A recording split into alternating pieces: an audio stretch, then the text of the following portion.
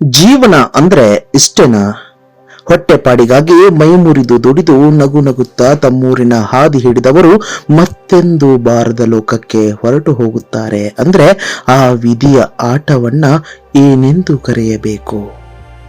ದುಡಿದು ತಿನ್ನುವ ಆ ಪವಿತ್ರ ಕೈಗಳಿಗೆ ಜವರಾಯ ಎಂತಹ ದಾರುಣ ಅಂತ್ಯ ಬರೆದಿದ್ದಾನೆ ನೋಡಿ.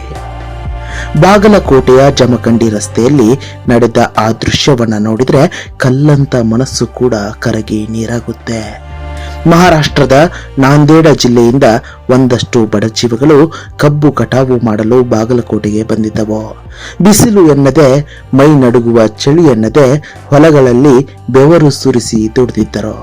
ನಿನ್ನೆ ಕೆಲಸ ಮುಗಿಸಿ ತಾವು ಪಟ್ಟ ಶ್ರಮಕ್ಕೆ ಸಿಕ್ಕ ಕೂಲಿ ಹಣವನ್ನ ಸಂಭ್ರಮದಿಂದ ಜೇಬಿಗಿಳಿಸಿ ತಮ್ಮ ಹಳ್ಳಿಯತ್ತ ಹೊರಟಿದ್ದರು. ಇನ್ನು ಕೆಲವೇ ಗಂಟೆಗಳಲ್ಲಿ ನಮ್ಮೂರನ್ನ ನಮ್ಮವರನ್ನ ತಲುಪುತ್ತೇವೆ ಎಂಬ ನಗು ಅವರ ಮುಖದಲ್ಲಿತ್ತು. ಆದರೆ ಜಮಖಂಡಿ ನಗರದ ಹೊರವಲಯದ ಆ ಕಂದಕ ಅವರ ಪಾಲಿಗೆ ಮೃತ್ಯು ಕೂಪವಾಯಿತು. ನಿಯಂತ್ರಣ ತಪ್ಪಿದ ಟ್ರ್ಯಾಕ್ಟರ್ ಕಂದಕಕ್ಕೆ ಉರುಳಿದಾಗ ಆ ಬಡ ಜೀವಿಗಳ ಆಕ್ರಂದನ ಮುಗಿಲು ಮುಟ್ಟಿತ್ತು.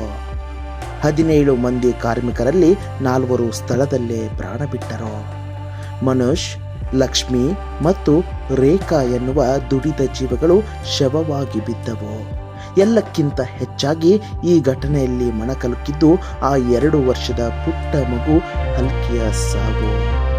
ಇನ್ನು ಈ ಜಗತ್ತು ಅಂದ್ರೆ ಏನು ಅಂತ ತಿಳಿಯದ ಹಸುಗೂಸು ಅದು. ತಾಯಿಯ ಮಡಿಲಲ್ಲಿ ಕುಳಿತು ಕಿಲಕಿಲ ನಗುತ್ತಾ ತನ್ನ ಹಳ್ಳಿಗೆ ಮರಳುತ್ತಿದ್ದ ಆ ಕಂದಮ್ಮ ಇವತ್ತು ಮಣ್ಣಿನ ಪಾಲಾಗಿದೆ. ಆ ಪುಟ್ಟ ಕಂದನನ್ನ ನೋಡಿದ್ರೆ ಕರಳು ಕಿತ್ತು ಬರುತ್ತೆ. ಬಡತನದ ಬೇಗೆಯಲ್ಲಿ ಬೆಂದ ಆ ಕೈಗಳಿಗೆ ವಿಧಿ ಯಾಕಿಷ್ಟು ಕ್ರೂರವಾಯಿತು? ಈ ಬಡ ಕಾರ್ಮಿಕರ ಕುಟುಂಬಗಳ ಆಕ್ರಂದನಕ್ಕೆ ಯಾರು ತಾನೇ ಉತ್ತರ ಕೊಡ್ತಾರೆ? ಆ ಮೃತ ಕಾರ್ಮಿಕರ ಮತ್ತು ಆ ಹಸುಗೂಸಿನ ಆತ್ಮಕ್ಕೆ ಶಾಂತಿ ಸಿಗಲಿ ಎಂದು ಪ್ರಾರ್ಥಿಸೋಣ.